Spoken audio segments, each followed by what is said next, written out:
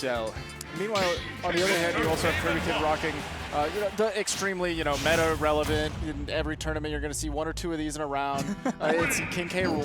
Yeah, right. We don't have to say too much about that. So. Yo, I remember week 1 when forward tilt was the best move in the game. Honestly, no, day 1, King K rule was nuts. Day X times 1,000. Yeah. He's a character. People have perhaps figured it out. Yeah, punish game a bit important in this matchup. Yeah, Game & Watch will hit you with 1 nair and then do 1,000 damage. Yeah, KirbyKid trying to use the whole fastball through the ledge mix up there, but Game & Watch has options for that. Yeah, Game & Watch, one of the characters who can actually go incredibly low and cover K-Rool's recovery surprisingly well. A lot of characters just kind of fold at the helicopter, but Game & Watch can go extremely deep and then get to the side of him to get the turtles out. Yo, KirbyKid, you should hit him. Yeah, that's one thing that I would recommend. To win, you do have to. Oh no! There we go. All right. You do have to hit the other player sometimes. Yeah, I mean, I feel like the back air Franklin is just like the biggest home run in this matchup. Absolutely.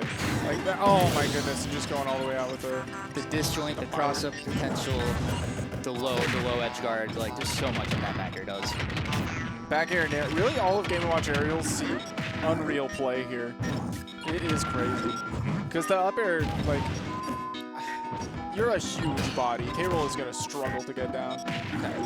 That's actually one of the rare things that KirbyKid would have had an opportunity to punish on field, but Game & Watch dash attack kind of hard to read the cross up there. Yeah, it's a move almost have to guess. Do you think that's one place where K-Rool's big body might be helpful here? Like, probably the only one. Cross-up protection. That's true. Okay, you gotta, whoa, that's so slow. That's crazy.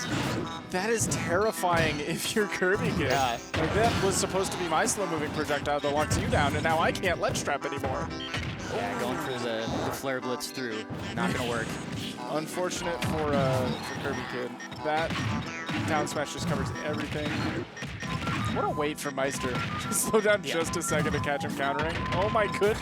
I gotta say, I also feel like allowing Smashville was a little bit of a mistake here against Game & Watch. Yeah, absolutely gonna do it. As K-Rool, of course you love Smashville, right? It's it's the close stage. Nobody can escape me. I'm large, but it doesn't matter who I've tried against Game & Watch. I really don't know what to do when you're on that platform above him because there's so much space. Like, if you drop down through an aerial, he can just sit there on the ground and whiff punish it. Yeah. And if you sit up there, he'll just pressure you with nair, up air, up B, all kinds of impressive for a lot of characters.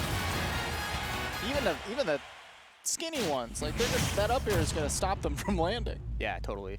All right, so what? Interesting. Like to see this though, because I really don't think sticking to that for another 2 games is going to be the answer. It's not. And Louisiana known for their heavies. Sure. KirbyKid, a pride of Louisiana. Oh yeah, and Jordan, right? Yeah, I am shocked that there's a Sephiroth here. I've not heard of the Sephiroth. Maybe it's a real thing that I just didn't have the knowledge of. But KirbyKid is synonymous with that crocodile. Yeah, going out super deep, and yeah, I don't think there's anything you can do. And maybe we're seeing why we haven't seen much of the Sephiroth before. Yeah. This is desperation. Well, here's what I think. Like, I feel like a lot of Game & Watch's tough matchup are these big swords, but what characterizes a lot of them is a really good up air out of shield or a B out of shield. And at least for the purposes of punishing Game & Watch above you, Sephiroth doesn't bring that to the table. Or like exceptionally good ranged pressure so that up B out of shield. Right. Game & Watch's out of shield options aren't particularly useful, and Sephiroth, ooh. That's a good answer. That is good. He has like some of that. Oh, I love the idea of the down air. Just a little off on the timing. I'm shocked that Maister was able to delay the air dodge that much and still recover. Oh yeah, incredible. What a scoop. Yeah, he got wings so early. Man, that is honestly so bad for him. You don't want wing yet. Yeah. I feel like if you're gonna lose it here when they get down to lighter stocks. Exactly. Like, you'll hold it for a little bit of the second stock, but in terms of making the comeback, you're gonna want it on the last stock, and it's not gonna stick around. And Sephiroth is now doing better than the K-Rool was, which it's something. KirbyKid is playing. Yeah, the counter does seem like a really important option in this matchup, and I wasn't thinking enough about that when I saw the counter pick, but it's just a little too late, right? I mean, he's living. That There's gave invincibility him on invincibility. that, huh? I did not know that, and I don't think KirbyKid did either. Yeah, very educational stuff here. Okay, Maister going for the cool stuff. Not finding it. Oh, I like the short come up there, though. Gotta be a little brave in that spot, right? You gotta try. Mm-hmm. You have to try sincerely. That really showcases how good that down air from Game & Watch is, though, right? Because he just whiff punished that massive up air. The giant up air. Right? Incredible spacing for Maister after that whole game. Like, yeah. And not just playing around, that one instance, but the fact that Sephiroth's sword is genuinely, and on that stage as well, taking up half of the stage. Yeah, totally. I sometimes feel bad for Maister because he makes it look so easy that it really takes away from like what he's doing. There are not Game & Watches who are doing this. Like until Mia surfaced in Japan, it was just him. Right, exactly. I feel like the game plan is so simple that it does really. His macro game plan is so good. Like, and to the point where a lot of, like, I feel like what separates a lot of top players is their ability to handle micro interactions, but you never get that chance against Maister. No, he doesn't let you get that far. You have to get in on the Game & Watch first. Good luck. Especially KirbyKid playing a character like Hero who has all these, like, weird mechanics, right?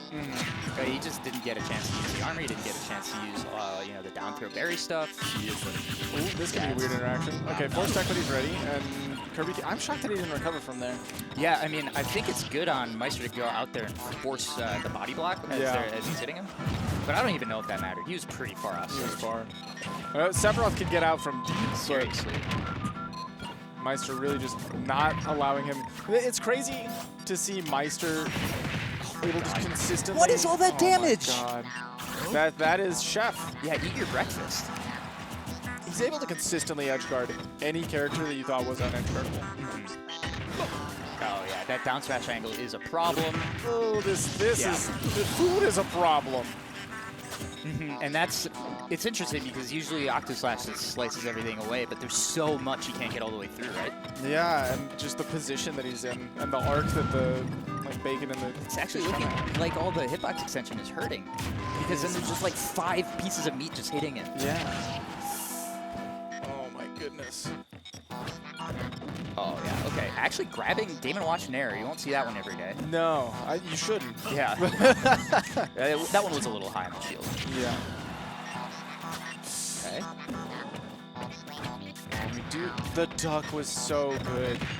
And I feel like in that position, you don't expect to have to low angle because he's just getting up from neutral. Yep. But neutral get up duck was insanely good. Oh, he did it again. Yeah. And that's good because shield is so committal. But crouch, especially, like, crouch cancel is a thing in this game. It's not, obviously not nearly as impactful as in previous iterations, but okay, there's the back air.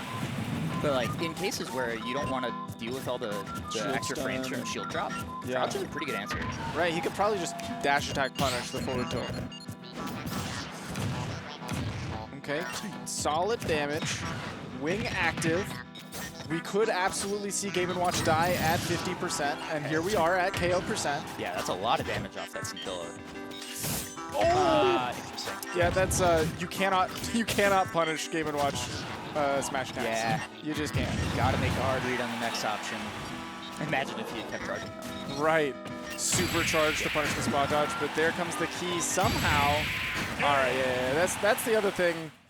Town and City, I like the idea of the space, but you also give him at least 30% of the time the chance to just auto-activate the forward air. Yeah. And those platforms are really good for Game & Watch. Yeah, I mean, that was just dominant. Like, Maister's, like I said, Maister's overarching game plan is just so strong that if you're not, like, moving perfectly, it's almost impossible to do anything against him, especially with a character like